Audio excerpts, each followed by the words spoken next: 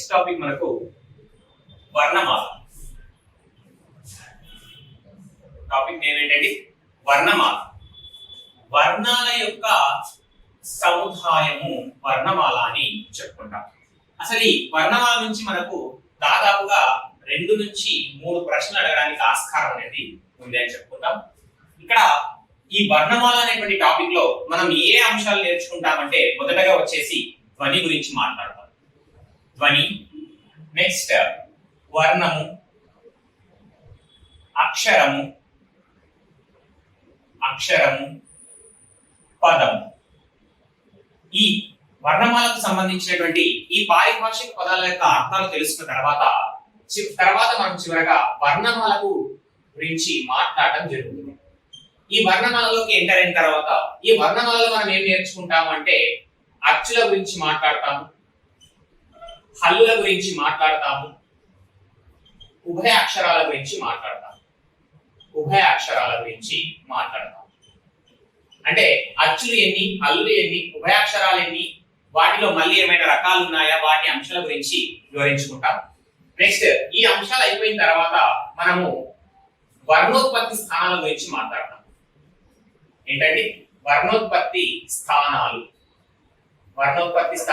కంఠోత్పత్తి స్థానాల గురించి మనము ఈ అంశాలనేవి మొత్తంగా ఈ వర్ణమాల అనేటువంటి టాపిక్ లో మనము నేర్చుకుంటాం.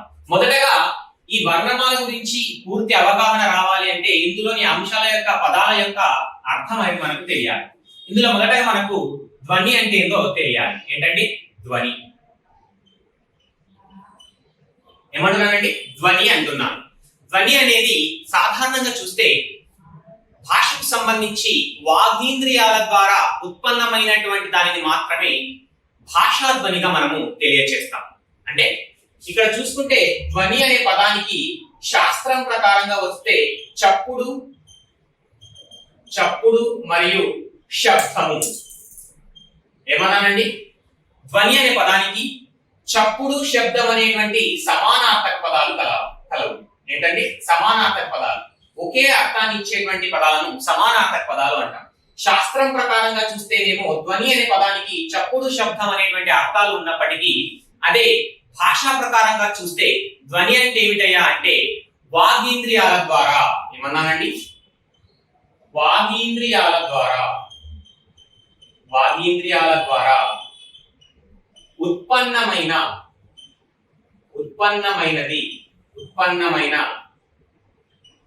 ధ్వని భాషా ధ్వని. ఏమంటున్నానండి? ఇక్కడ ధ్వని అనే పదానికి చప్పుడు, శబ్దం అనే అర్థాలు ఉన్నప్పటికీ ఇది శాస్త్రం ప్రకారంగా చెప్పుకుంటాం. కానీ భాష ప్రకారంగా వచ్చేసరికి ధ్వని అంటే ఏంటయ్యా అంటే వాగీంద్రియాల ద్వారా ఉత్పన్నమైనటువంటి ధ్వనిని భాషా ధ్వని అని పిలుస్తాం. ఇక్కడ వాగీంద్రియాలు అంటే ఏమిటంటే వాక్ అంటే మాట, మాట. ఇంద్రియాలు అంటే అవయవాలు, అవయవాలు అంటే మాట్లాడడానికి ఉపయోగపడేటువంటి అవయవాలను వాగీంద్రియాలు అంటాం. మాట్లాడడానికి ఉపయోగపడేటువంటి అవయవాలను వాగీంద్రియాలు అంటాం. అంటే ఈ ముఖ యంత్రములో మాట్లాడడానికి ఉపయోగపడేటువంటి అవయవాల నుంచి ఉత్పన్నమైనటువంటి శబ్దాన్ని, ధ్వనిని ఏమంటాము అంటే భాషా ధ్వని అని పిలుస్తాం. ఓకేనండి? నెక్స్ట్ ఈ ధ్వని తిరిగి మళ్ళీ 2 రకాలుగా ఉంటుంది. ఏమంటున్నానండి? ధ్వని తిరిగి 2 రకాలు. ఒకటి అర్థవంతమైన ధ్వని. ఏమంటున్నాను? అర్థవంతమైన ధ్వని. రెండవది అర్థరహితమైన ధ్వని. ఒకటేమో అర్థవంతమైన ధ్వని, రెండవదేమో అర్థరహితమైన ధ్వని. మళ్ళీ చెప్తున్నానండి, ధ్వని అనే పదానికి చప్పుడు, శబ్దం అనేటువంటి సమానార్థక పదాలు శాస్త్రం ప్రకారంగా ఉన్నప్పటికీ భాష వరకు వచ్చేసరికి వాగీంద్రియాల నుంచి ఉత్పన్నమైనటువంటి ధ్వనిని భాషా ధ్వని అని పిలుస్తాం. ధ్వని తిరిగి 2 రకాలు. ఒకటి అర్థవంతమైన ధ్వని, రెండవది అర్థరహితమైనటువంటి ధ్వని. ఏమంటున్నానండి? అర్థవంతమైన ధ్వని, అర్థరహితమైన ధ్వని. ఫస్ట్ వన్ అర్థవంతమైన ధ్వని. అర్థవంతమైన ధ్వనిని ఏమంటామంటే ప్రధాన ధ్వని అని పిలుస్తాం. ఏమని పిలుస్తాం? ప్రధాన ధ్వని అని పిలుస్తాం.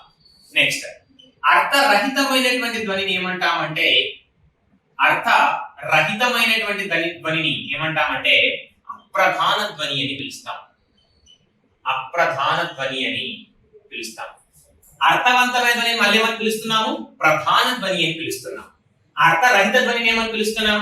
అప్రధాన ధ్వని అని పిలుస్తున్నాం. ఉదాహరణగా చూస్తే పిల్లలు, పిల్లలు అర్థవంతం ఉంది, అవునా? అదే ఇక్కడ చూస్తే లుల్లపి, లుల్లపి అన్నాం. దీనికి ఏమైనా అర్థం ఉందా? కాబట్టి అర్థరహిత ధ్వనులు.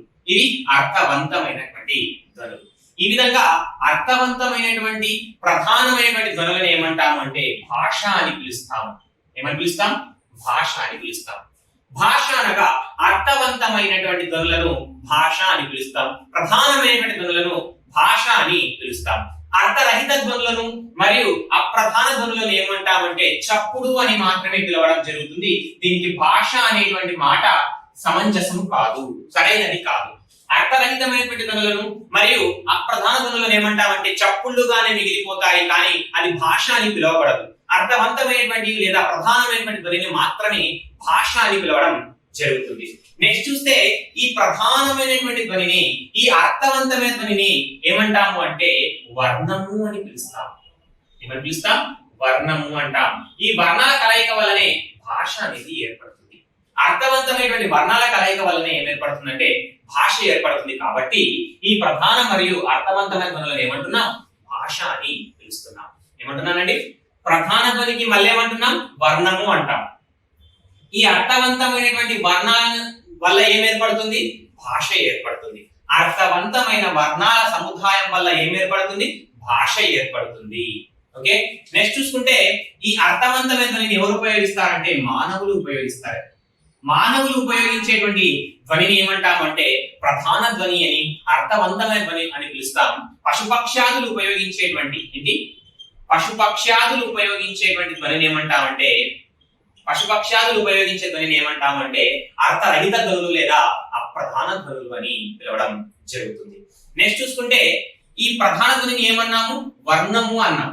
ప్రధాన ధ్వనిని ఏమన్నాము? వర్ణము అన్నాం. కాబట్టి ఈ వర్ణాలన్నీ ఏమవుతాయంటే ధ్వనులవుతాయి, కానీ ఈ ధ్వనులన్నీ వర్ణాలు కావు. ఎందుకు అంటే ధ్వనులు ప్రధాన ధ్వని, అప్రధాన ధ్వని. కేవలం ప్రధాన ధ్వనిని మాత్రమే వర్ణము అంటున్నాం, అప్రధాన ధ్వనిని చప్పుడు అంటున్నాం. కాబట్టి ఈ ప్రధాన ధ్వనిని మాత్రమే వర్ణం అంటాం. కాబట్టి వర్ణాలుగా భాషలో ఉండేటువంటి వర్ణాలుగా పిలువబడేటువంటి అన్ని ధ్వనులు ఏమవుతాయంటే ప్రధాన ధ్వనులు అవుతాయి, కానీ అప్రధాన ధ్వనులు అనేవి వర్ణాలు కావు. కాబట్టి వర్ణాలన్నీ ధ్వనులు అవుతాయి, కానీ ధ్వనులన్నీ వర్ణాలు కావు అని చెప్పుకుంటామండి. ఓకే, అర్థమైంది అనుకుంటున్నాను. మళ్ళీ ఒకసారి చూస్తే ధ్వని అనేది వాగీంద్రియాల నుంచి ఉత్పన్నమైనటువంటి ధ్వనిని భాషా ధ్వని అని పిలుస్తాం. ఇది ధ్వనిని తిరిగి రెండు రకాలుగా ఉంటుంది. ఇక్కడ వాగీంద్రియాల నుంచి ఉత్పన్నమైన ధ్వనిని భాషా ధ్వని అని పిలుస్తున్నాం. ఇవి తిరిగి రెండు రకాలుగా ఉంటుంది, ప్రధాన ధ్వని మరియు అప్రధాన ధ్వని. ప్రధాన ధ్వనిని అర్థవంతమైన ధ్వని అని పిలుస్తాం. నెక్స్ట్ అప్రధాన ధ్వనిని అర్థరహిత ధ్వని అని పిలుస్తాం. ఓకే, ఈ ప్రధాన లేదా అర్థవంతమైన ధ్వనులనే భాష అని పిలుస్తున్నాం. అర్థరహిత ధ్వనులను చప్పుడులుగానే మిగిలిపోతున్నాయి, కానీ భాషగా పిలవడం అనేది జరగదు. ఎందుకు అంటే అర్థవంతమైనటువంటి ధ్వనిని ఏమంటున్నాం? భాష అంటున్నాం. పిల్లలు అంటే అర్థవంతమైనటువంటి ధ్వని ఉంది, అవునా? విద్యార్థి అంటే అర్థవంతమైన ధ్వని ఉంది, అమ్మ అంటే అర్థమైనటువంటి ధ్వని ఉంది. కాబట్టి ఈ విధంగా అర్థవంతమైనటువంటి ధ్వనులను ఏమంటాము అంటే భాష అంటాం. ఇక్కడ చూస్తే లుల్లపి, లల్లుపి, ఇలా తిప్పి ఈ విధంగా చూస్తే ఇలాంటి పదాలకు ఏమైనా అర్థం ఉందా? అర్థం లేదు. కాబట్టి అర్థరహిత పదాలను ఏమంటాము అంటే చప్పుళ్ళు అని పిలుస్తాం. అర్థరహిత పదాలను చప్పుళ్ళు అంటాం. అర్థరహిత ధ్వనులను చప్పుళ్ళు అంటాం. అర్థవంతమైన పదాలను భాష అంటాం. అర్థవంతమైనటువంటి ధ్వనులను భాష అని పిలుస్తాం. ఓకే అండి. నెక్స్ట్ ఈ ప్రధాన లేదా అర్థవంతమైన ధ్వనిని ఎవరు ఉపయోగిస్తారంటే మానవులు ఉపయోగిస్తారు. ఎవరు ఉపయోగిస్తారు? మానవులు ఉపయోగిస్తారు. ఈ అప్రధాన ధ్వనిని లేదా అర్థరహితమైన ధ్వనిని ఎవరు ఉపయోగిస్తారంటే పశుపక్ష్యాదులు ఉపయోగించడం జరుగుతుంది. నెక్స్ట్ ప్రధాన ధ్వనిని ఏమంటాము అంటే వర్ణము అని పిలుస్తాం. కాబట్టి అర్థవంతమైనటువంటి వర్ణ సముదాయం వలనే భాష అనేది ఏర్పడుతుంది. కాబట్టి అర్థవంతమైన ధ్వనులను మనం ఏమంటామంటే భాష అంటాం. అర్థవంతమైనటువంటి ధ్వనులను భాష అంటాం. ఈ అర్థవంతమైన ధ్వనులను ఏమంటాము? వర్ణము అంటాం. ఈ వర్ణాల సముదాయం వల్లనే, వర్ణాల కలయిక వల్లనే భాష అనేది ఏర్పడుతుంది. ఏం ఏర్పడుతుంది? భాష అనేది ఏర్పడుతుంది. ఇది ధ్వనికి సంబంధించి. నెక్స్ట్, ఈ ధ్వనిలో భాగంగా చూసుకుంటే ధ్వనిని అర్థరహిత ధ్వని అన్నాం, అర్థవంతమైనటువంటి ధ్వని అన్నాం. వర్ణాలన్నీ ధ్వనులు అవుతాయి, కానీ ధ్వనులన్నీ వర్ణాలు కావు అనేటువంటి విషయం కూడా నేర్చుకున్నాం. ధ్వనికి సమానార్థక పదాలు ఏవైనా ఉన్నాయంటే దాన్ని చప్పుడు, శబ్దం అనేవి సమానార్థక పదాలుగా ఉన్నాయని మనము మాట్లాడుతున్నాం. నెక్స్ట్, ప్రధాన లేదా అర్థవంతమైన ధ్వనిని మానవుడు ఉపయోగిస్తున్నాడని చెప్తున్నాం. నెక్స్ట్, అప్రధాన మరియు అర్థరహిత ధ్వనులను పశుపక్షాలు ఉపయోగిస్తున్నాయని చెప్తున్నాం. పశుపక్షాలు ఉపయోగించేటువంటి భాషా ధ్వనులను ఏమంటామంటే చప్పుళ్ళు అంటాం. మానవుడు ఉపయోగించేటువంటి అర్థవంతమైన ధ్వనిని ఏమంటామంటే భాష అంటాం. కాబట్టి ప్రధాన ధ్వనిని ఏమంటున్నాం? వర్ణము అని పిలుస్తున్నాం. నెక్స్ట్, వర్ణము అనేటువంటి అంశం గురించి మాట్లాడితే వర్ణము అంటున్నాం. ఓకే, నెక్స్ట్ వర్ణము అంటే ఏంటో చూడాలి. అసలు వర్ణంలో భాగంగా ఫస్ట్ మనం ఏం చేసుకోవాలంటే వర్ణ యుగ్మం గురించి చూసుకుంటాం. వర్ణ యుగ్మం. యుగ్మము అంటే జంట అని అర్థం. ఏంటి? యుగ్మము అంటే జంట. వర్ణ యుగ్మము కనీస వర్ణ యుగ్మము. ఏమంటున్నాను? కనీస వర్ణ యుగ్మము. కనీస వర్ణ యుగ్మము అంటే వర్ణాన్ని కనుక్కోవడానికి కావలసినటువంటి పదాల జంటను ఏమంటాము అంటే కనీస వర్ణ యుగ్మము అని పిలవడం జరుగుతుంది. దీని గురించి తెలియాలి అంటే ఫస్ట్ మనకు వర్ణము అంటే తెలియాలి. ఓకే, కనీస వర్ణ యుగ్మం గురించి తెలియాలంటే వర్ణం గురించి మనకు కావాలి. ఓకే అండి, వర్ణము అంటే చూస్తే ఉదాహరణకు నేను ఏం చేస్తున్నానంటే రాధ, బాధ అనేటువంటి రెండు పదాలు తీసుకుంటున్నాను. ఏమన్నానండి? రాధ, బాధ. నెక్స్ట్ ఇంకోటి చూసుకుంటే కొంగ, దొంగ అని చెప్తున్నానండి. ఓకే, కొంగ, దొంగ అనేటువంటి ఇంకో వచ్చేటప్పుడు కూడా తీసుకుంటున్నాం. ఇక్కడ రాను విభజిస్తే ర్ ప్లస్ ఆ అనేటువంటిది కనబడుతుంది. ఇక్కడ గాను విభజిస్తే ధృ ప్లస్ ఆ అనేది కనిపిస్తుంది. ఓకే, ఇక్కడ కూడా బాని విభజిస్తే భూ ప్లస్ ఆ అనేది కనిపిస్తుంది. దాని విభజిస్తే ధృ ప్లస్ ఆ అనేది కనిపిస్తుంది. ఓకే, రాధ, బాధ. ఇక్కడ కొంగని కూడా విభజిద్దాం. కోని విభజిస్తే కు ప్లస్ ఓ అనేది కనిపిస్తుంది. గు ప్లస్ ఆ అనేది కనిపిస్తుంది. ఇక్కడ ధృ ప్లస్ ఓ అనేది కనిపిస్తుంది. ఇక్కడ ధృ ప్లస్ ఆ అనేది కనిపిస్తుంది.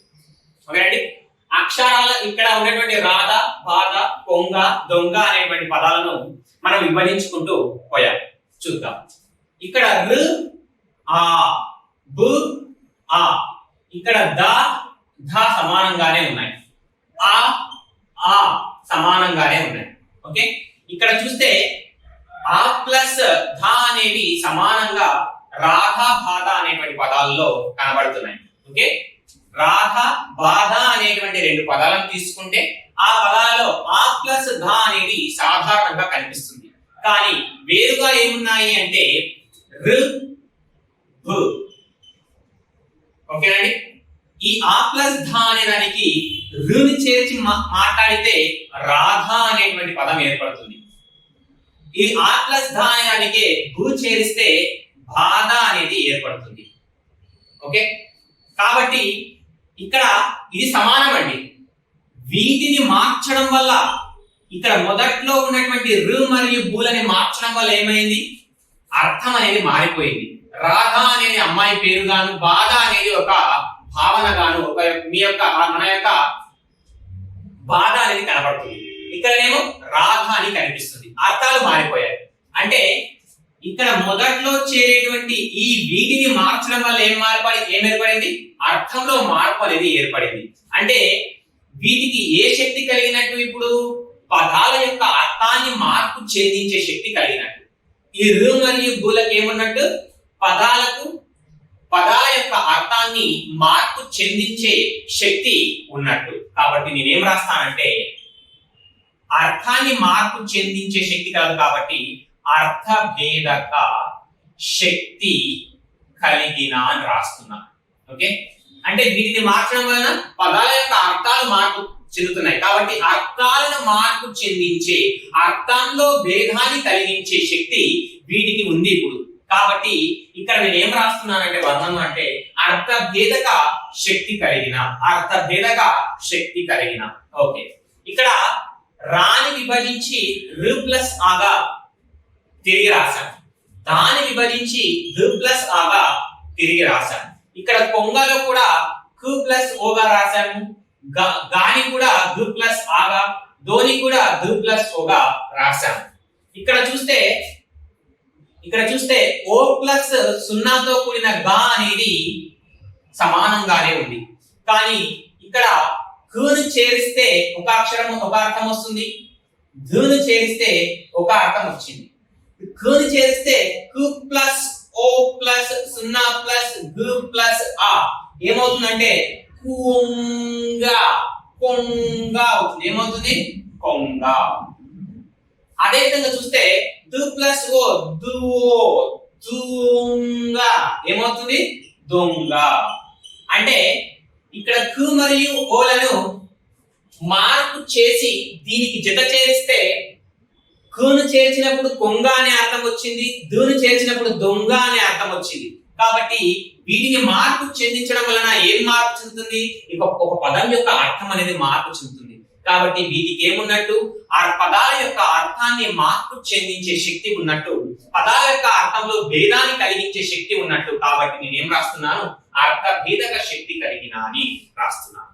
ఓకే, ఇక్కడ నెక్స్ట్ ఇంకోటి చూసుకుంటే, నెక్స్ట్ ఉదాహరణ ఇంకోటి చూసుకుంటే కోట, పేట. ఓకే, కోట పేట అని రాశాను.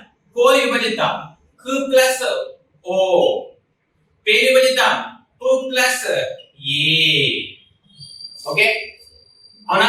అంటే ఒక పదంలో ఉన్నటువంటి అంశాలను ఈ విధంగా చిన్న చిన్న రూపాలుగా విభజించుకుంటూ పోతున్నాం ఇక్కడ. అవునా? ఇక్కడేమో రు ప్లస్ ఆ, బు ప్లస్ ఆ, కు ప్లస్ ఓ, దు ప్లస్ ఓ, గు ప్లస్ ఆ. అంటే ఒక పదంలో ఉండేటువంటి అంశాలను కు ప్లస్ కో అనేటువంటి అక్షరాన్ని తీసుకుంటే కుని ఓ ప్లస్ కు ప్లస్ ఓగా మార్చాను, దోని దు ప్లస్ ఓగా మార్చాను. ఈ విధంగా ఒక అక్షరాన్ని చిన్న చిన్న రూపాలుగా విభజించుకుంటూ పోతున్నాను. అదే విధంగా ఈ కు అనే దానిని కానీ, ఓ అనే దానిని కానీ, బు అనే దానిని కానీ, ఆ అనే దానిని కానీ, ఏ అనే దానిని కానీ, కు అనే దానిని కానీ, కు అనే దానిని కానీ, ఓ అనే దానిని కానీ ఇంకా ఇతర చిన్న రూపాలుగా ఇంకా విడదీసి రాయడానికి వీలు ఉంటుందా? ఆలోచించు. ఓ అనే అక్షరాన్ని విడదీసి చిన్న రూపాలుగా కు ప్లస్ ఓగా రాశావు, గా అనే దాన్ని విభజించి గు ప్లస్ ఆగా రాశావు.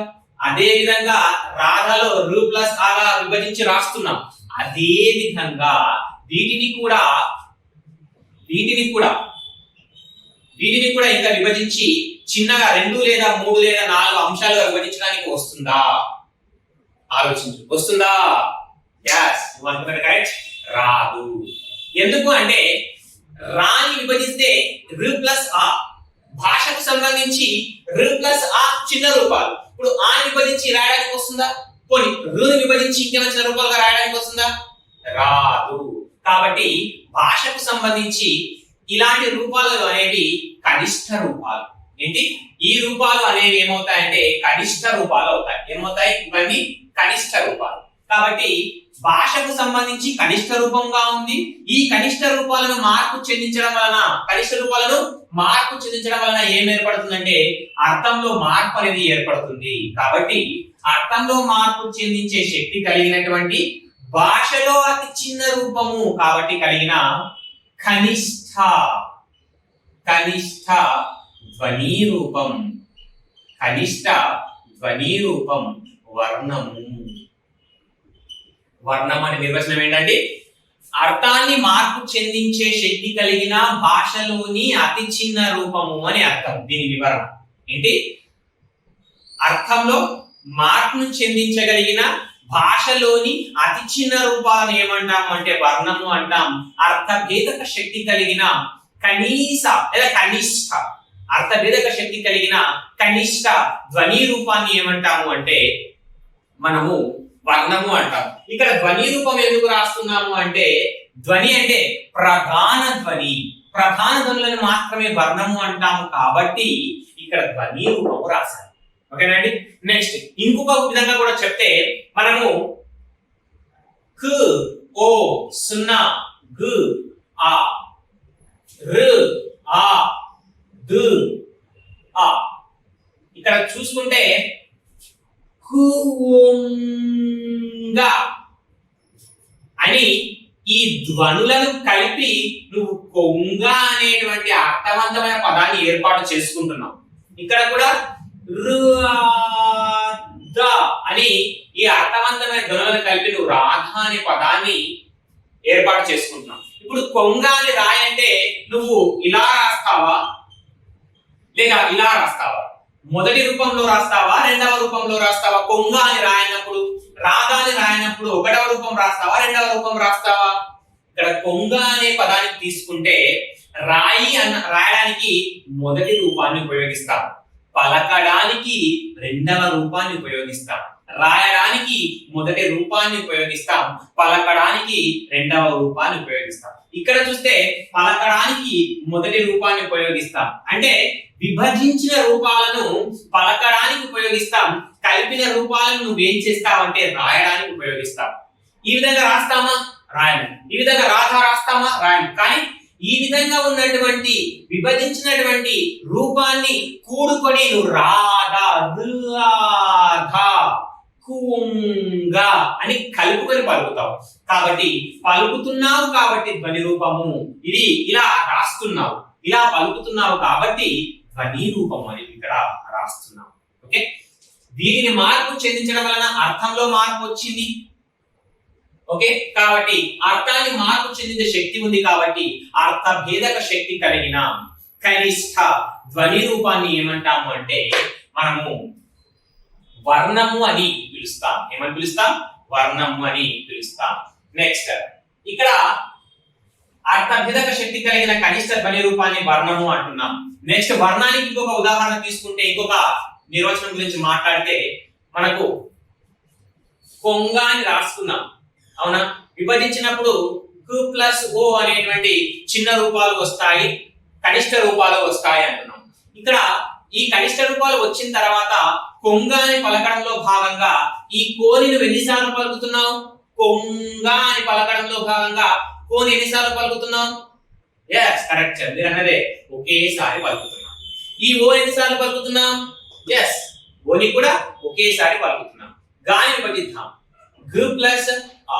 ఈ గాని ఎన్నిసార్లు పలుకుతున్నాం? ఎస్, గాని కూడా ఒకేసారి పలుకుతున్నాం. ఆ ఎన్నిసార్లు పలుకుతున్నాం? ఆను కూడా ఒకేసారి పలుకుతున్నాం. కాబట్టి కొంగ అనే పదాన్ని కానీ, దొంగ అనే పదాన్ని కానీ, లేదా రాధాని కానీ, బాధాని కానీ ఏదైనా పదాన్ని తీసుకో, కోక, పేక, ఈ విధంగా తీసుకొని విభజించినప్పుడు కు ప్లస్ ఓ, ఈ విధంగా కోక అనే పదాన్ని పలికేటప్పుడు ఈ కు ఎన్నిసార్లు పలుకుతున్నాం? ఓని ఎన్నిసార్లు పలుకుతున్నాం? ఓని ఒకేసారి పలుకుతున్నాం, కోని ఒకేసారి పలుకుతున్నాం. కాబట్టి ఒకసారి పలుకుటకు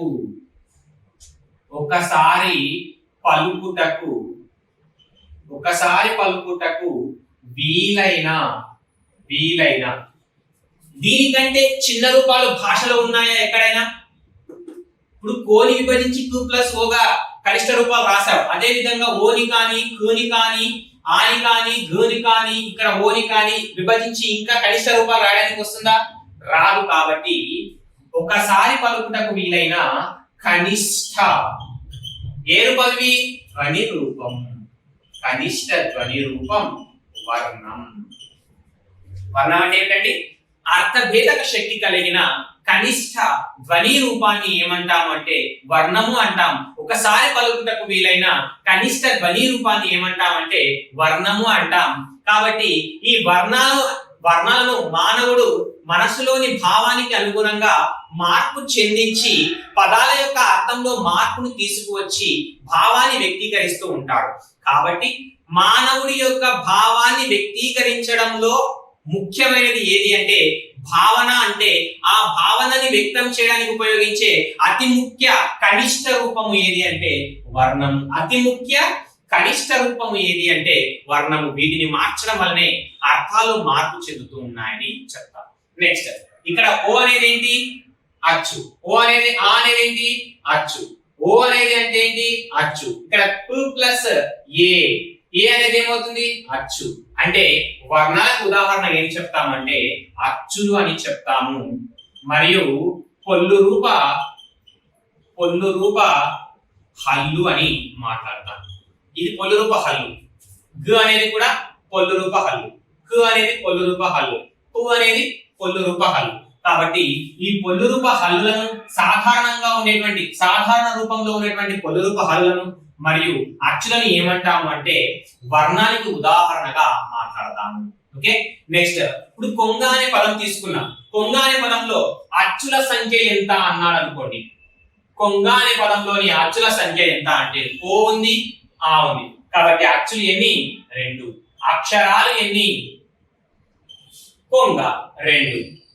అదే కొంగ అనే పదంలో హల్లు రూప వర్ణాలు ఎన్ని అంటాడు? హల్లు రూప వర్ణాలు, హల్లు రూపంలో ఉండే వర్ణాలు 1, 2. కాబట్టి హల్లు రూప వర్ణాలు ఎన్ని అంటే 2. వర్ణాలు ఎన్ని అంటే 4. వర్ణాలు 1, 2. కొంగ గు ఆ. కాబట్టి ఏదైతే 4 వర్ణాలు. అర్థమైంది అనుకుంటున్నానండి. అచ్చులు ఎన్ని అంటే 2. అక్షరాలు ఎన్ని అంటే కు కో ఓ 2 ఉన్నాయి కాబట్టి అక్షరాలు 2. హల్లు రూప వర్ణాలు ఎన్ని అంటే 2. వర్ణాలు ఎన్ని అంటే మొత్తం 4. 1, 2, 3, 4 వర్ణాలు. అర్థమైంది అనుకుంటున్నానండి. ఇది వర్ణానికి సంబంధించి. మళ్ళీ ఒకసారి చూసుకుంటే ధ్వని అనే పదానికి చప్పుడు, శబ్దం అనేటువంటి సమానార్థక పదాలు గలవు. భాషకు సంబంధించి వాగేంద్రియాల ద్వారా ఉత్పన్నమైన ధ్వనిని భాషా ధ్వని అని పిలుస్తాం. ధ్వని తిరిగి 2 రకాలు. ఒకటి అర్థవంతమైన ధ్వని, రెండవది అర్థరహితమైనటువంటి ధ్వని. అర్థవంతమైన ధ్వనిని ప్రధాన ధ్వని అని పిలుస్తాము. ఈ ప్రధాన ధ్వనిని వర్ణము అని పిలుస్తాము. అర్థవంతమైన వర్ణన సముదాయాన్ని భాష అని పిలుస్తాము. ఇలాంటి భాషను ఎవరు ఉపయోగిస్తారంటే మానవులు ఉపయోగిస్తారు. కాబట్టి ప్రధాన ధ్వనులను, అర్థవంతమైన ధ్వనులను ఎవరు ఉపయోగిస్తారంటే మానవులు అని, పశుపక్షాదులు ఉపయోగించే అర్థరహిత ధ్వనులను, అప్రధాన ధ్వనులను ఏమంటాం? ఎవరు ఉపయోగిస్తారంటే పశుపక్షాదులు ఉపయోగించడం జరుగుతుంది. నెక్స్ట్ వర్ణాలు అన్ని ధ్వనులు అవుతాయి కానీ ధ్వనులన్నీ వర్ణాలు కావు. వర్ణము అంటే ఒక భాషలో అర్థాన్ని మార్పు చెందించే శక్తి కలిగిన కనిష్ట రూపము అని చెప్తాం. నిర్వచన రూపంలో మాట్లాడితే అర్థభేదక శక్తి కలిగిన కనిష్ట ధ్వని రూపాన్ని వర్ణము అని, ఒకసారి పలుకుటకు వీలైన కనిష్ట ధ్వని రూపాన్ని వర్ణము అని పిలుస్తాం. వర్ణానికి ఉదాహరణగా అచ్చులు మాట్లాడతాం. మరియు సాధారణ రూపంలో ఉండేటువంటి హల్లులను కూడా, సాధారణ రూపంలో ఉండేటువంటి హల్లుల యొక్క పొల్లు రూపాన్ని కూడా, సాధారణ రూపంలో ఉండే హల్లుల యొక్క పొల్లు రూపాన్ని కూడా వర్ణానికి ఉదాహరణగా మాట్లాడతాను. నెక్స్ట్ ఏదైనా ఒక పదాన్ని తీసుకుంటే ఆ పదంలో ఉండేటువంటి అచ్చులు ఎన్ని, పొల్లు రూప హల్లులు ఎన్ని, వర్ణాలు ఎన్ని, అక్షరాలు ఎన్ని అని అడగడానికి ఆస్కారం ఉంది కాబట్టి అడుగుతున్నాడు. కాబట్టి ఇక్కడ కొంగ అనే పదంలో ఉండేటువంటి అచ్చులు ఎన్ని? 2. నెక్స్ట్ హల్లు రూప వర్ణాలు ఎన్ని? 2. అక్షరాలు ఎన్ని? 2. వర్ణాలు ఎన్ని? 1, 2, 3, 4. నెక్స్ట్ మనకి ఎలా అడుగుతున్నాడు అంటే స్త్రీ అనేటువంటి అక్షరంలోని వరుస క్రమంలో ఉండేటువంటి వర్ణాలను గుర్తించండి అని అడుగుతున్నారు. అంటే ఇది 2017లో ఇచ్చినటువంటి బిట్ అండి. 2017 టెట్లో అడిగినటువంటి బిట్.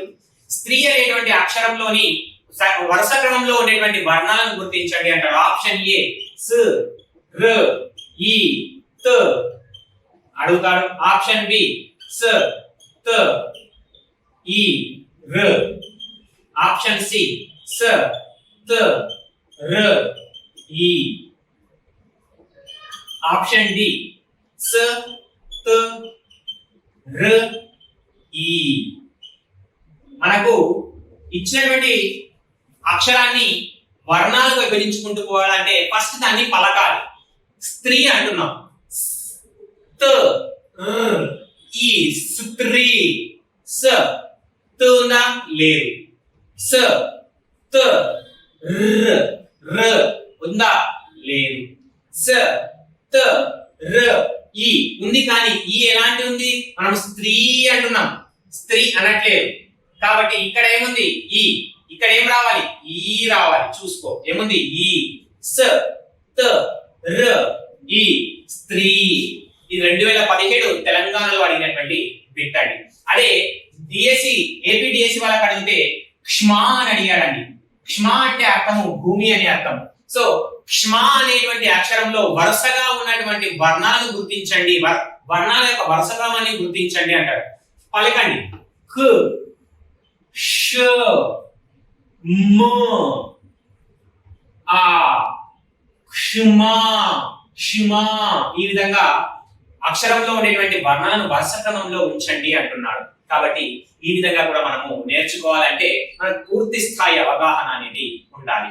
ఓకే, నెక్స్ట్ ఇప్పుడు కొంగ దొంగ ఈ రెండు పదాలను తీసుకొని ఇక్కడ వేటిని మార్చడం వలన అర్థాలు మారుతున్నాయో గమనించడానికి ఈ కొంగ దొంగ అనేది ఉపయోగపడింది. అవునా?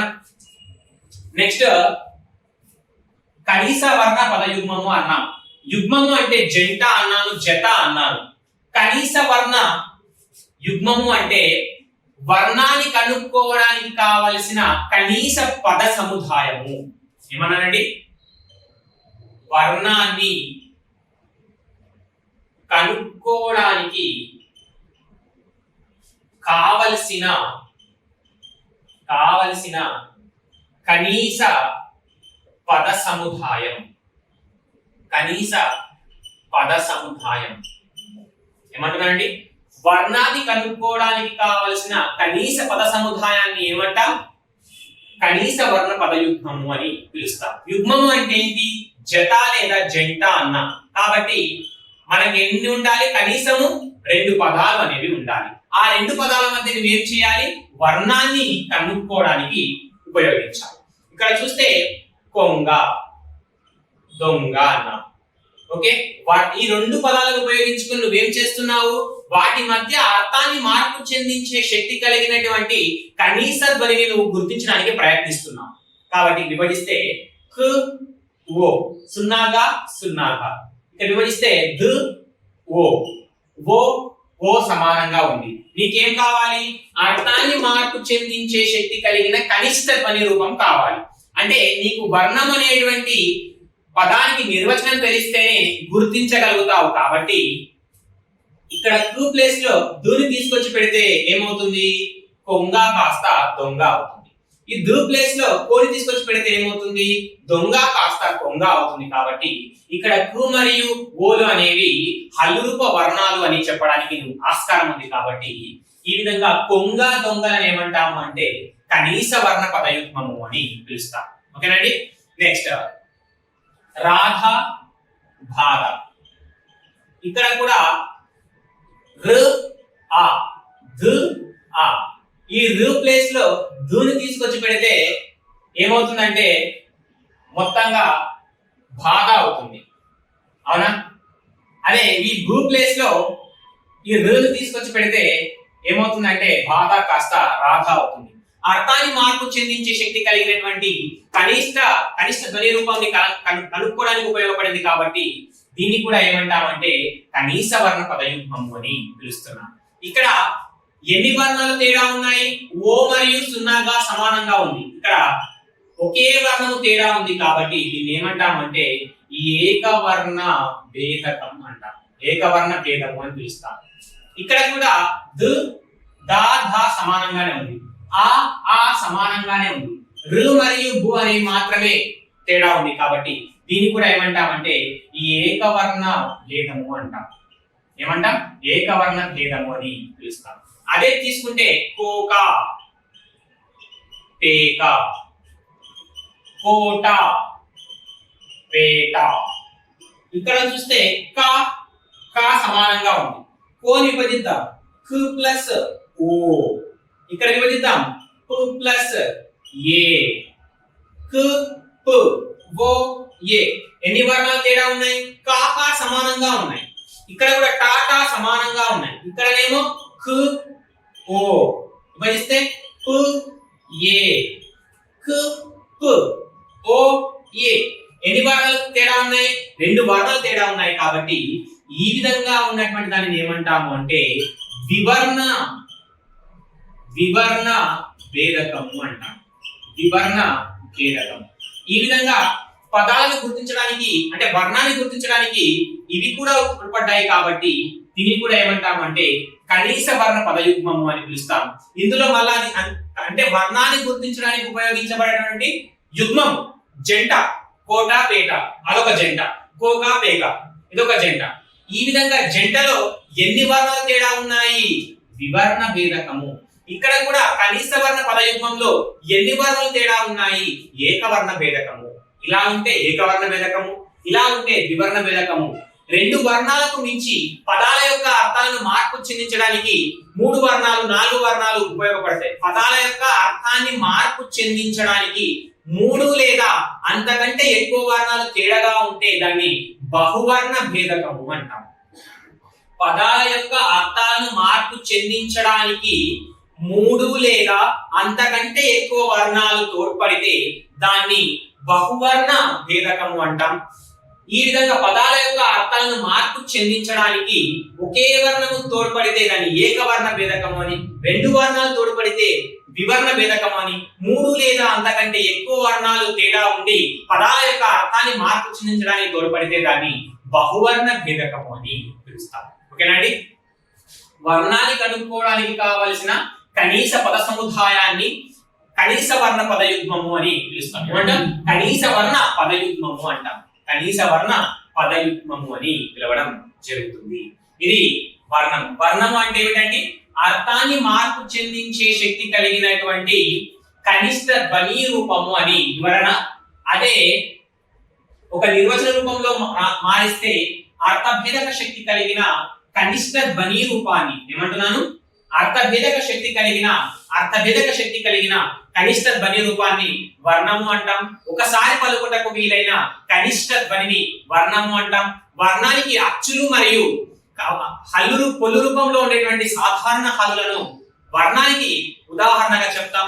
వర్ణంలో భాగంగా ఒక అక్షరం ఇచ్చి సంయుక్తాక్షరం కానీ, ద్విత్వాక్షరం కానీ, సంశ్లిష్టాక్షరం కానీ, ఒక పదం కానీ ఇచ్చి అందులో ఉండేటువంటి వర్ణాలను వరుస క్రమంలో సూచించండి, లేదా ఇవ్వబడినటువంటి పదంలోని వర్ణాల యొక్క వరుస క్రమాన్ని సూచించండి అని అడగడానికి ఆస్కారం ఉంది. 2015లో స్త్రీ అడిగారు, తర్వాత క్ష్మ అనేటువంటి దానిని కూడా అడిగాడని మనం ఉదాహరణగా చెప్పుకున్నాం. నెక్స్ట్ యుగ్మము అంటే జంట అని, కనీస వర్ణ పదయుగ్మము అంటే వర్ణాన్ని కనుక్కోవడానికి కావాల్సినటువంటి పదాల జంటను కనీస వర్ణ పదయుగ్మము అని పిలుస్తాం. పదం యొక్క అర్థాన్ని మార్పు చెందించడంలో భాగంగా ఒక వర్ణాన్ని మాత్రమే మార్పు చెందిస్తే పదం యొక్క అర్థంలో మార్పులు ఏర్పడితే దానిని ఏకవర్ణ భేదము అంటాం. ఒక పదం యొక్క అర్థాన్ని మార్పు చెందించడానికి 2 వర్ణాలను మార్పు చెందిస్తే దాన్ని ద్వివర్ణ భేదకము అంటాం. అలా ఒక పదం యొక్క అర్థాన్ని మార్పు చెందించడానికి 3 వర్ణాలు లేదా అంతకు మించి భేదం ఉంటే దానిని బహువర్ణ భేదకము అని పిలవడం జరుగుతుంది. నెక్స్ట్ సవర్ణాలు. ఏమంటున్నారండి? సవర్ణము. స అంటే సమానమైన, వర్ణము అంటే వర్ణమే. సవర్ణము అంటే సమానమైనటువంటి వర్ణము అని అర్థం. సమానమైనటువంటి వర్ణము. ఏదైనా ఒక అక్షరానికి ఏదైనా ఒక వర్ణానికి సన్నిహితంగా ఉండే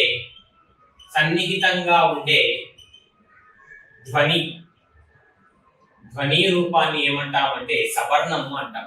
ఏదైనా ఒక వర్ణానికి సన్నిహితంగా ఉండే ధ్వని రూపాలను ఏమంటాము అంటే సవర్ణము అని పిలవడం జరుగుతుంది. సవర్ణం అంటే ఏమిటంటే ఏదైనా ఒక వర్ణానికి సన్నిహితంగా అంటే దగ్గర పోలికను కలిగి ఉండేటువంటి ధ్వని రూపాన్ని ఏమంటామంటే సవర్ణాలు అంటాం. ఉదాహరణకు అ, ఇ, ఉ, రు అనేవి తీసుకుంటే ఆకు సన్నిహితంగా ఉండేది ఆ, ఈకు సన్నిహితంగా ఉండేది ఈ, ఊకు సన్నిహితంగా ఉండేది ఊ, రుకి సన్నిహితంగా ఉండేది రు. కాబట్టి ఈ మొదట బాక్స్ లో ఉన్నటువంటి వర్ణ అక్షరాలకు అచ్చులకు సవర్ణ అచ్చులు ఏవి అంటే ఆ, ఈ, ఊ, రు అని చెప్తాం. అదే రెండవ బాక్స్ లో ఉన్నటువంటి అచ్చులకు సవర్ణ అచ్చులు ఏవి అంటే ఆ, ఈ, ఉ, రు అంట. అంటే ఆకు సవర్ణము ఆ, ఆకు సవర్ణము ఆ, ఈకు సవర్ణము ఈ, ఈకు సవర్ణము ఈ, ఊకు సవర్ణము ఊ, ఊకు సవర్ణము ఊ. ఈ విధంగా ఏదైనా ఒక వర్ణానికి సన్నిహితంగా ఉండేటువంటి ధ్వని రూపాన్ని ఏమంటాము అంటే సవర్ణము అని చెప్తాం. సవర్ణానికి రెండవ నిర్వచనం చూస్తే, మొదటి నిర్వచనం ప్రకారము ఇది, రెండవ నిర్వచనం ప్రకారము అర్థభేదక శక్తి లేని ధ్వనులు, అర్థభేదక శక్తి లేని ధ్వనిని ఏమంటాము అంటే సవర్ణము అంటాం. ఏమంటున్నాను? పదము యొక్క అర్థములో మార్పు చెందించడానికి వీలు లేనటువంటి వర్ణ సముదాయం. అర్థభేదక శక్తి, అర్థాన్ని మార్పు చెందించే శక్తి లేని ధ్వనులు, అర్థాన్ని మార్పు చెందించే శక్తి లేని ధ్వనులను ఏమంటామంటే సవర్ణాలు అంటాం. ఏదైనా ఒక పదాన్ని తీసుకొని ఆ పదంలో వర్ణాలు మార్చినప్పటికీ ఆ పదం యొక్క అర్థం మారకపోతే దాన్ని ఏమంటామంటే సవర్ణము అంటాం. ఉదాహరణకు చిత్తము, సిత్తము, చిత్తము, సిత్తము. చిత్తము అన్నా మనసే, సిత్తము అన్నా మనసే. ఇక్కడ చి ప్లేస్ లో ఏం రాసాము? సి రాసాం. విభజిద్దాం. చి ప్లస్ ఈ, సిని కూడా విభజిద్దాం. స్ ప్లస్ ఈ, ఈతో కూడిన తము, ఈతో కూడిన తము అనేది సమానంగా ఉంది. కానీ ఇక్కడ ఏముంది? చు, ఇక్కడ ఏముంది? స్.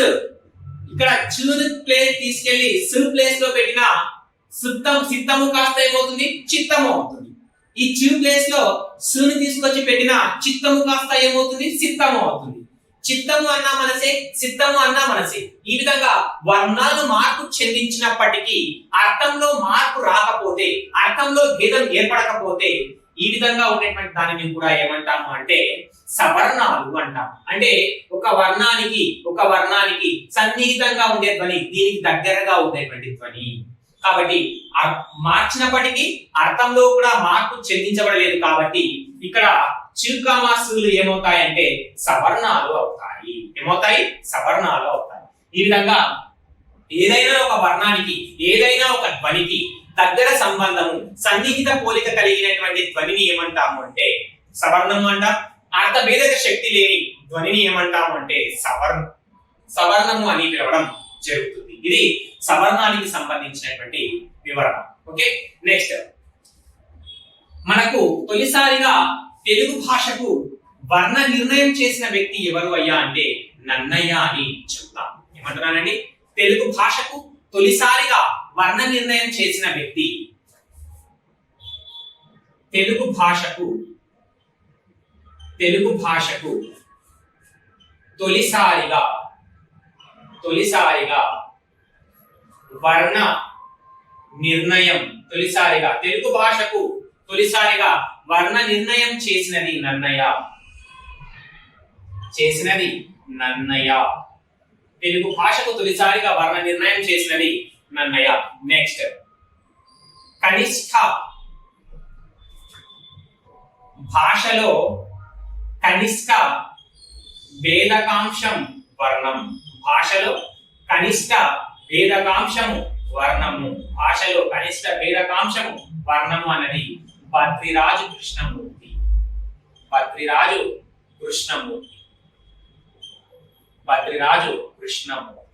ఏమంటున్నారండి? భాషలో కనిష్ట భేదకాంశము, కనిష్ట భేదకాంశం. ఏం భేదం తీసుకురావాలి? అర్థంలో భేదం తీసుకురావాలి. భాషలో అర్థంలో భేదాన్ని తీసుకురావడానికి ఉపయోగించబడేటువంటి కనిష్ట అంశము వర్ణము అని అంటున్నాడు. భాషలో అర్థంలో భేదం తీసుకువచ్చే కనిష్ట అంశము వర్ణము అని దీని యొక్క వివరణాన్ని. కాబట్టి భాషలో కనిష్ట భేదకాంశము వర్ణము అన్నది ఎవరు అంటే భద్రిరాజు కృష్ణమూర్తి. నెక్స్ట్ తెలుగు భాషకు తొలిసారిగా వర్ణ నిర్ణయం చేసినది ఎవరు అంటే నన్నయ్య. ఎందులో అంటే ఆంధ్ర శబ్ద చింతామణి. ఆంధ్ర శబ్ద చింతామణి అనేటువంటిది తెలుగు భాషకు సంబంధించి వర్ణ నిర్ణయం చేయబడినటువంటి వ్యాకరణ గ్రంథం. నెక్స్ట్ ఈ ఆంధ్ర శబ్ద చింతామణి వచ్చింది కాబట్టి ఇక్కడే ఒక నోట్ పాయింట్ రాద్దామండి. తెలుగు భాష కోసం ఏమంటున్నాను? తెలుగు భాష కోసం తెలుగు భాష కోసం సంస్కృత భాషలో, ఏ భాషలో? సంస్కృత భాషలో, తెలుగు భాష కోసం సంస్కృత భాషలో, తెలుగు భాష కోసము సంస్కృత భాషలో రాయబడిన తొలి వ్యాకరణ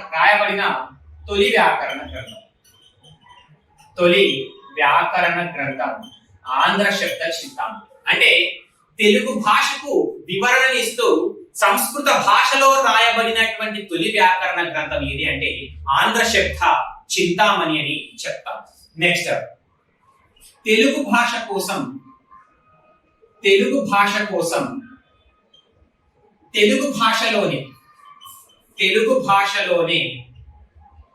భాషలోనే రాయబడిన తొలి వ్యాకరణ గ్రంథం ఏదంటే ఆంధ్ర భాషా భూషణం.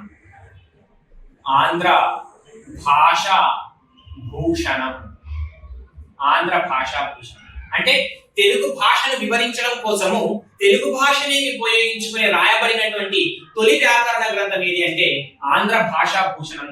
దీన్ని రచించినది ఎవరు అంటే కేతన. ఓకేనండి. ఇప్పుడు దీన్ని బట్టి చూస్తే తెలుగు భాషకు సంబంధించి తొలి వ్యాకరణ గ్రంథం ఏది? తెలుగు భాషకు సంబంధించి తొలి వ్యాకరణ గ్రంథం ఏది అంటే ఆంధ్ర శబ్ద చింతామణి. తెలుగు భాషలో రాయబడిన తొలి వ్యాకరణ గ్రంథం ఏది అంటే ఆంధ్ర భాషా భూషణం. తేడా అర్థమైంది? తెలుగు భాష కోసం రాయబడిన తొలి వ్యాకరణ గ్రంథము ఆంధ్ర శబ్ద చింతామణి. తెలుగు భాషలో రాయబడిన తొలి వ్యాకరణ గ్రంథము ఆంధ్ర భాషా భూషణం అని చెప్తాం. దీన్ని రచించినది కేతన, దీన్ని రచించినది ఆంధ్ర శబ్ద చింతామణి. ఎవరు? నన్నయ. ఓకేనండి. ఇది వర్ణానికి సంబంధించినటువంటి వివరణగా మాట్లాడితే నెక్స్ట్ వచ్చేసి అక్షరము. అక్షరం అనేది తీసుకుంటే నహక్షరః అనేటువంటి వ్యుత్పత్త్యార్థము సంస్కృతంలో కలదు. ఏమంటున్నానండి? అక్షరం అనేటువంటి పదానికి వ్యుత్పత్త్యార్థము చూసుకుంటే సంస్కృతంలో నహక్షరః. నహ కానిది, క్షరః నాశనం. నహ అంటే కానిది లేదా లేనిది, క్షరః అంటే నాశనం. అంటే అక్షరం అంటే నాశనం లేనిది లేదా నాశనం కానిది అనే అర్థం. క్షరం అంటే నాశనం, అక్షరం అంటే నాశనము లేనిది లేదా నాశనము కానిది అనే మనకు వ్యుత్పత్త్యార్థము కలదు. నెక్స్ట్, ఈ అక్షరం అనేటువంటి పదం ఏ సమాసాన్ని సూచిస్తుంది అంటే నన్ తత్పురుష సమాసాన్ని సూచిస్తుంది.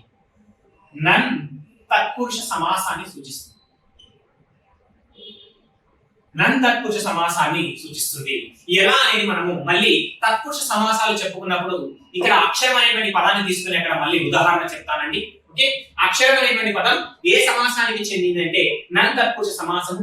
అక్షరం అంటే ఏమిటి అంటే నాశనము లేనిది లేదా నాశనము కానిది. నహ ప్లస్ క్షరః. నహ అంటే కానిది లేదా లేనిది, క్షరః అంటే నాశనం. నాశనము లేనిది లేదా నాశనము కానిది అనే దానిని ఏమంటాము అంటే అక్షరము అని చెప్తాం. ఏమని చెప్తాం? అక్షరము అని చెప్తామండి. ఓకే, నెక్స్ట్, అక్షరం యొక్క ప్రస్తావన తొలిసారిగా మనకు ఋగ్వేదంలో కలదు. ఇక్కడ కలదండి, ఋగ్వేదంలో. అక్షరం యొక్క ప్రస్తావన తొలిసారిగా ఎక్కడ కలదు? అక్షరం యొక్క ప్రస్తావన తొలిసారిగా ఋగ్వేదంలో కలదు. ఏ వేదంలో కలదండి? ఋగ్వేదంలో తొలిసారిగా అక్షర ప్రస్తావన కలదు.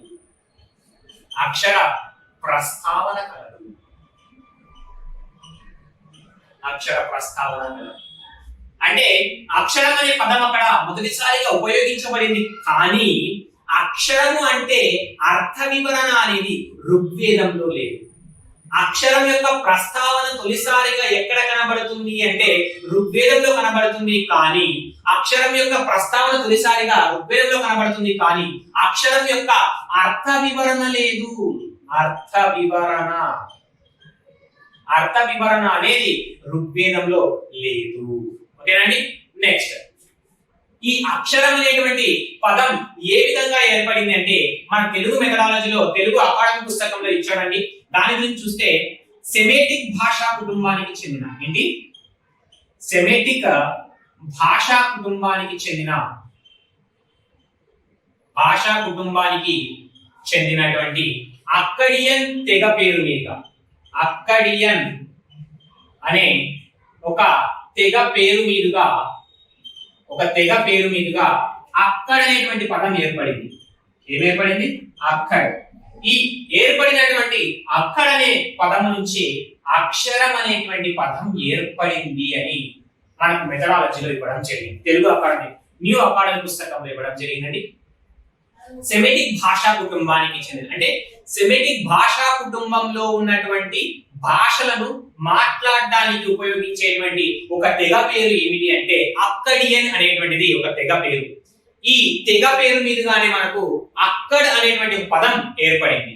ఏర్పడినటువంటి ఈ అక్కడ్ అనేటువంటి పదం పేరు మీదుగానే మనకు అక్షరం అనేటువంటి పదం ఏర్పడిందని చెప్తాం. అక్షరం అనేటువంటి పదం ఏర్పడిందని చెప్పడం జరుగుతుంది. ఇది అక్షరం అనేదానికి వివరణగా చెప్తానండి. ఓకే, మళ్ళొకసారి చూసుకుంటే అక్షరం అనేది నహక్షర అనేటువంటి సంస్కృత వ్యుత్పత్త్యార్థం కలదు. నహ అంటే లేనిది కానిది అని అర్థం. క్షర అంటే నాశనము లేనిది లేదా నాశనము కానిది అనేటువంటి వ్యుత్పత్త్యార్థము కలదు. నెక్స్ట్, అక్షరం యొక్క ప్రస్తావన తొలిసారిగా ఋగ్వేదంలో కలదు, కానీ అక్కడ అక్షరం యొక్క అర్థ వివరణ అనేది లేదు.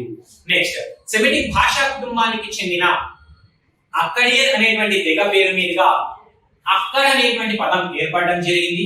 ఏర్పడినటువంటి ఈ అక్కడ అనే పదం నుంచే అక్షరం అనే పదం ఏర్పడిందని మనకు తెలుగు మెథడాలజీ పుస్తకంలో ఇవ్వడం జరిగింది. ఇది అక్షరానికి సంబంధించి ఇంట్రడక్షన్. నెక్స్ట్, అక్షరానికి సంబంధించి నిర్వచనాలు చూస్తే అక్షరం అనగా అక్షరం అనగా మనకు నిర్వచనాలు ఏం చేయాలని చూస్తే మనము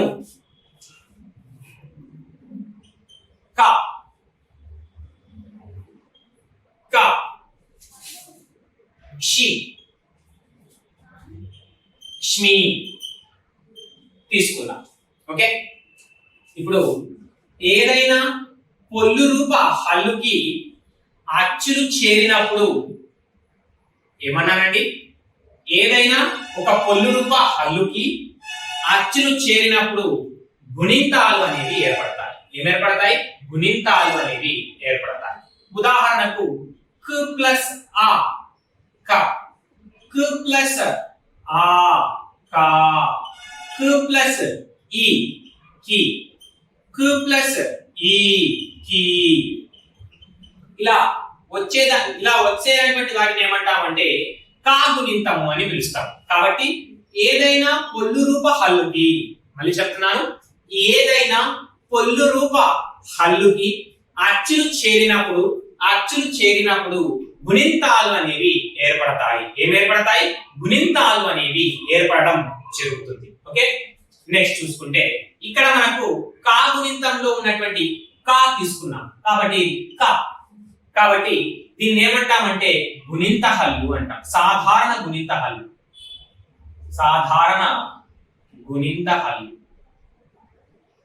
లేదా సాధారణ హల్లు అంటాం. సాధారణ గుణింత హల్లు లేదా సాధారణ గుణింత హల్లు అక్షరం లేదా సాధారణ హల్లు అక్షరం. సాధారణ గుణింత హల్లు అక్షరమైనా సాధారణ హల్లు అక్షరమైనా వస్తుంది. దీన్ని ఏమంటామంటే ద్విత్వ అక్షరం. దీన్ని ఏమంటామంటే సంయుక్త అక్షరం.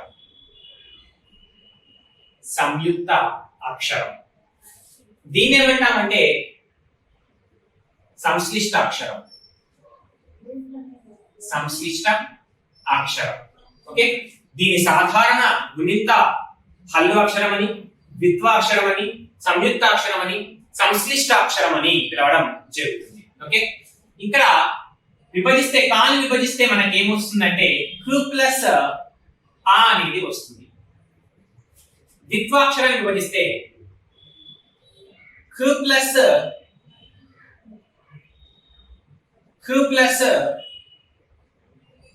ఆ అనేది వస్తుంది. షి విభజిస్తే సంయుక్త అక్షరాన్ని విభజిస్తే క ప్లస్ ష్ ప్లస్ ఈ అనేది వస్తుంది. ఇక్కడ ష్ని విభజిస్తే క్ ప్లస్ ష్ ప్లస్ మ ప్లస్ ఈ అనేది కనబడుతుంది. ఓకే ఓకే పొల్లు రూప హల్లులకు అచ్చులు చేరినప్పుడు గుణింతం ఏర్పడుతుంది కాబట్టి ఇది సాధారణ గుణింత హల్లు అక్షరం అంటాం. ఏదైనా ఒక సాధారణ గుణింత హల్లు అక్షరాన్ని విభజిస్తే మనకు రెండు వర్ణాలు వస్తాయి. ఎన్ని వర్ణాలు వస్తాయి? రెండు వర్ణాలు. ఒకటి రెండు. ఓకే ద్విత్వాక్షరం.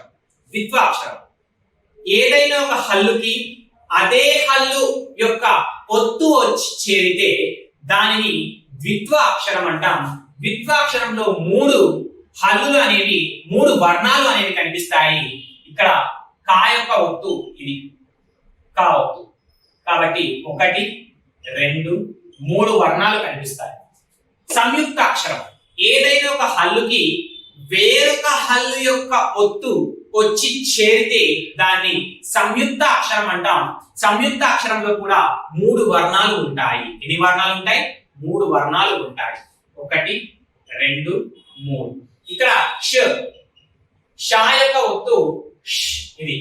దీన్ని తీసేసి మనము ఈ విధంగా ఉపయోగించడం జరుగుతుంది. నెక్స్ట్ సంశ్లిష్ట అక్షరం ఏదైనా ఒక హల్లుకి రెండు లేదా అంతకు మించి ఒత్తులు చేరితే దాన్ని సంశ్లిష్ట అక్షరం అని పిలుస్తాం. ఇక్కడ సాధారణంగా అయితే నాలుగు వర్ణాలు కనిపిస్తాయి. ఒకటి రెండు మూడు నాలుగు. ఓకే నెక్స్ట్ ఇక్కడ గుణిత అక్షరం దగ్గర చూద్దాం. గుణిత అక్షరం అంటే ఏదైనా ఒక సాధారణ పొల్లు రూప హల్లులకు అచ్చులు చేరితే ఏర్పడేవి గుణింతాలు. ఒక హల్లుకి అదే హల్లు యొక్క ఒత్తు చేరితే ద్విత్వాక్షరం అని, ఒక హల్లుకి వేరొక హల్లు యొక్క ఒత్తు చేరితే సంయుక్తాక్షరం అని, ఒక హల్లుకి రెండు లేదా అంతకంటే ఎక్కువ హల్లు ఒత్తులు చేరితే దాన్ని సంశ్లిష్టాక్షరం అని పిలుస్తాం. ఇక్కడ ఈ సంశ్లిష్ట అక్షరానికి మించిన ఇతర అక్షర రకాలు అనేవి ఏ భాషలో కూడా లేవండి. ఓకే ఈ రూపమైన ఉండాలి అక్షర రూపం, ఈ అక్షర రూపమైన ఉండాలి, సంయుక్త అక్షర రూపమైన ఉండాలి, సంశ్లిష్ట అక్షర రూపమైన ఉండాలి. కానీ ఈ నాలుగు రూపాలు కాకుండా ఇతర అక్షర రూపాలు అనేవి ఏ భాషలోనూ కూడా ఉండవు. చూద్దాం. సాధారణ గుణిత అక్షరంలో ఒక అచ్చు ఉంది, ద్విత్వాక్షరంలో ఒక అచ్చు ఉంది, సంయుక్తాక్షరంలో ఒక అచ్చు ఉంది, సంశ్లిష్టాక్షరంలో ఒక అచ్చు ఉంది. ఓకే ఇవి అక్షర రకాలు. ఇవి కాకుండా ఇతర అక్షర రకాలు ఏమైనా ఉన్నాయా అంటే లేవు. కాబట్టి ఏ అక్షరమైనా తీసుకో. ఓకే వ్యాకరణ శాస్త్రం ప్రకారం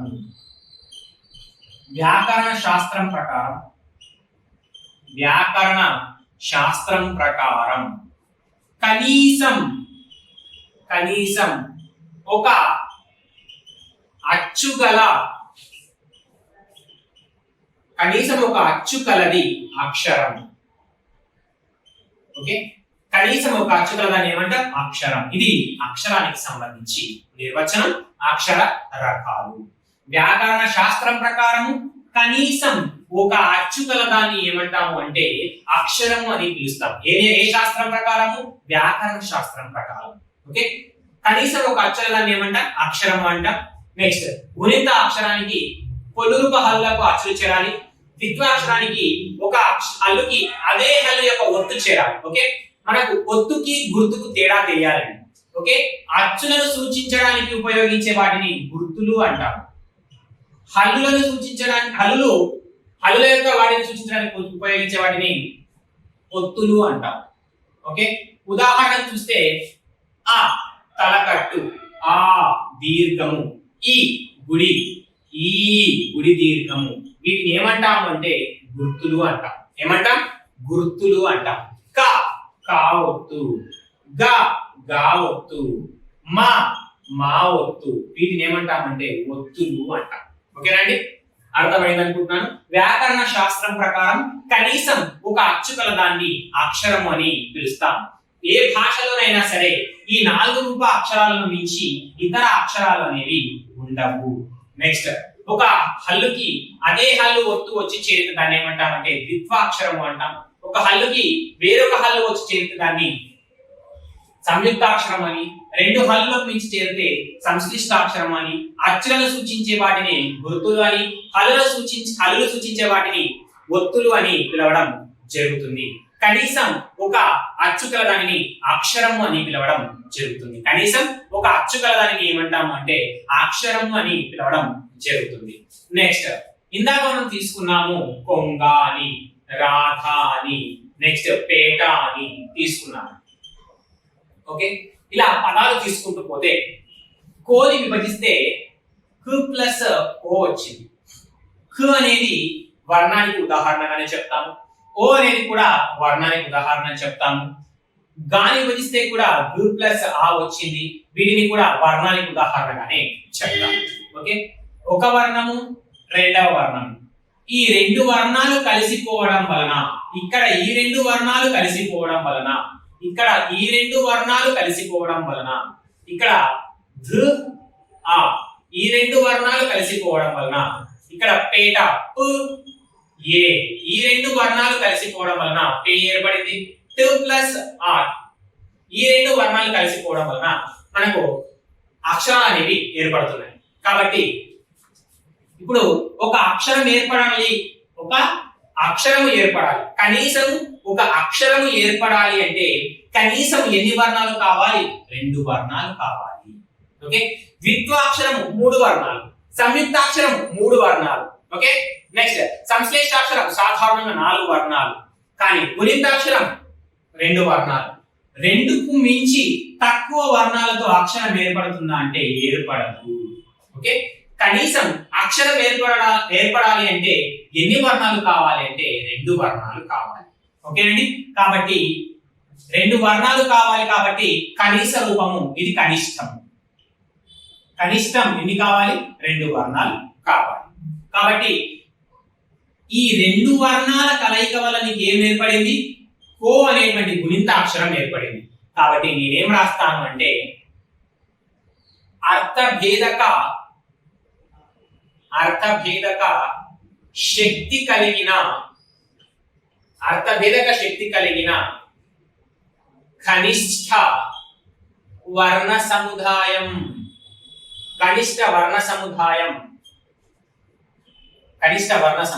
ఎందుకు అంటే చూద్దాం.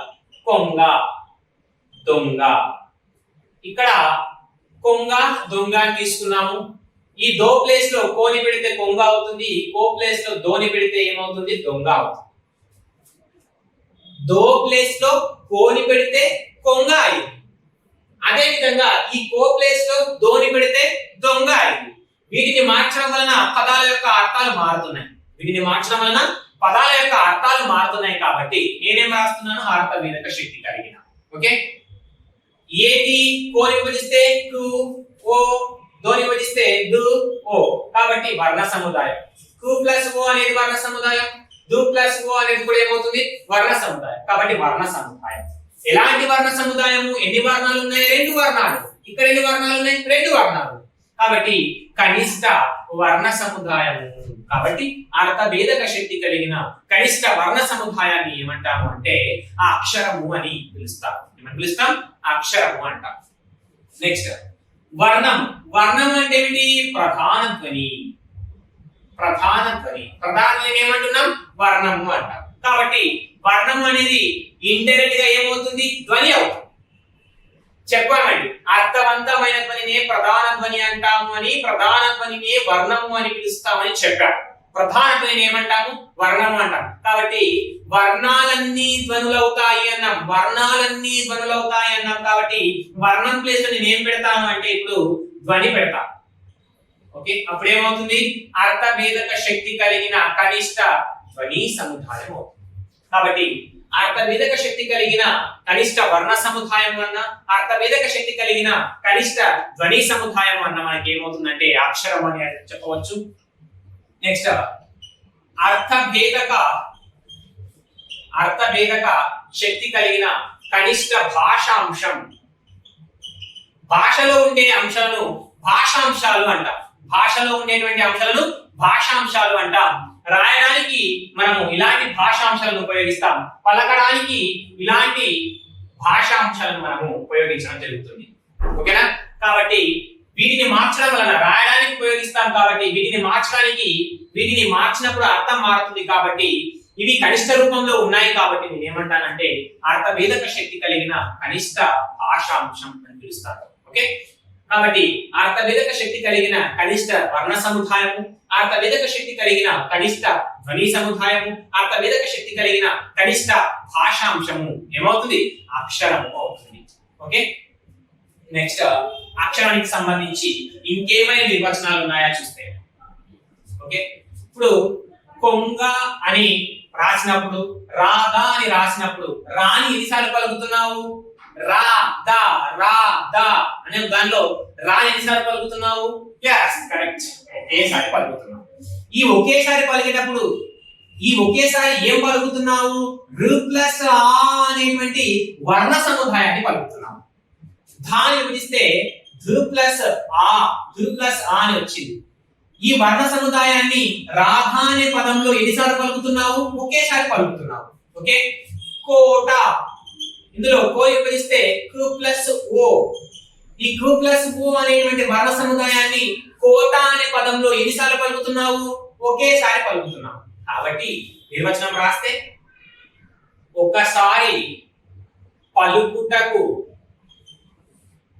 ఒకసారి పలుకుటకు వీలైన కనిష్ట వర్ణ సముదాయము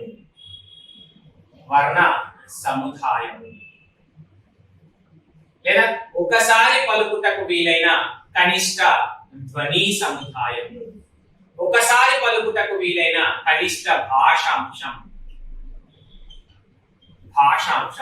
ఏమవుతాయి? అక్షరం అని చెప్తాం. ఓకేనండి, మళ్ళీ ఒకసారి క్లారిటీ ఇస్తున్నాను చూడండి. వర్ణము అంటే ఏమిటి, అక్షరం అంటే ఏమిటి మనకు తెలియాలి. ఓకే, అర్థభేదక శక్తి కలిగిన కనిష్ట ధ్వని రూపము, కనిష్ట ధ్వని రూపము వర్ణము, అర్థభేదక శక్తి కలిగిన కనిష్ట ధ్వని సముదాయము అక్షరము, ధ్వని సముదాయము అక్షరము, కనిష్ట వర్ణ సముదాయము అక్షరము, కనిష్ట భాషాంశము అక్షరము. వర్ణ సముదాయము అన్నా, ధ్వని సముదాయము అన్నా, కనిష్ట భాషాంశము అన్నా ఏమవుతుంది? అక్షరం అవుతుంది. ధ్వని రూపము అంటే వర్ణం అవుతుంది. ఒకసారి పలుకుటకు వీలైన కనిష్ట ధ్వని రూపము వర్ణం అయితే, ఒకసారి పలుకుటకు వీలైన కనిష్ట ధ్వని సముదాయము, ఒకసారి పలుకుటకు వీలైన కనిష్ట వర్ణ సముదాయము, ఒకసారి పలుకుటకు వీలైన కనిష్ట భాషాంశము అక్షరము. దీనితో పాటు మనం ఏం రాసుకోవాలి? వ్యాకరణ శాస్త్రం ప్రకారం కనీసం ఒక అచ్చు కలది ఏమవుతుంది అంటే అక్షరం అవుతుంది. అక్షరం. ఇది అక్షరానికి సంబంధించి ఉన్నటువంటి నిర్వచనాలు. మళ్ళీ ఒకసారి చూసుకుంటే ధ్వని, వాగీంద్రియాల నుంచి వెలువడినటువంటి శబ్దాన్ని ఏమంటాం అంటే ధ్వని అంటాం. ధ్వని తిరిగి అర్థవంతమైన ధ్వని, అర్థరహితమైనటువంటి ధ్వని, అర్థవంతమైన ధ్వనిని ప్రధాన ధ్వని అని, అర్థరహిత ధ్వనిని అప్రధాన ధ్వని అంటాం. ప్రధాన ధ్వనిని వర్ణము అంటాం.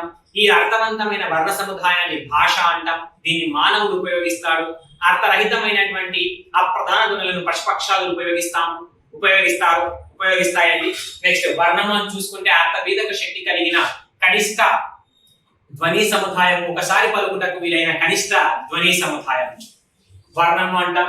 నెక్స్ట్ అక్షరానికి వచ్చేసరికి కనీసం ఒక అచ్చు కలిగిన దానిని ఏమంటాము అంటే అక్షరము అంటాం.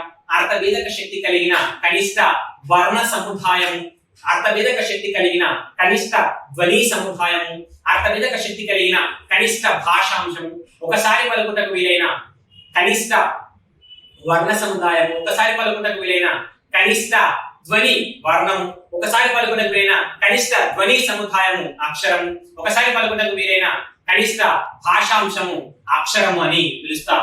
అక్షరం అనే పదము మనకు ఋగ్వేదంలో కనబడుతుంది, కానీ అర్థ వివరణ అనేది లేదు. దీని యొక్క వ్యుత్పత్త్యార్థము నాశనము లేనిది లేదా నాశనము కానిది అని పిలుస్తాం. సెమిటిక్ భాషా కుటుంబానికి చెందినటువంటి అక్కడి అనేటువంటి తెగ పేరు మీదుగా మనకు అక్షరం అనేటువంటి పేరు ఏర్పడడం జరిగిందని చెప్తాం. ఇది అక్షరానికి సంబంధించి. నెక్స్ట్ వర్ణమాల అంటే ఏంటో చూద్దాం.